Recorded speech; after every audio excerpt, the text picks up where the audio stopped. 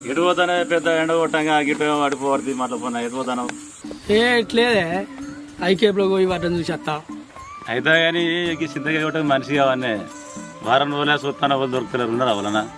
నేను కొడతా నువ్వు కొడతావా ఆ, గైకట్టున్నా నీ దగ్గర అన్నీ ఉన్నాయి 20 రోజుల వస్తుంది కొడుతున్నా అట్లు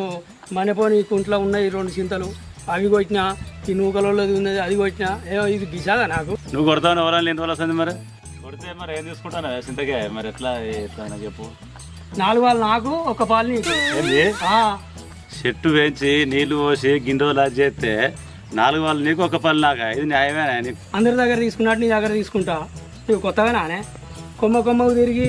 ఎంత కష్టం అవుతుంది కింద నుంచి ఊపిరి అనుకుంటాను ఏంది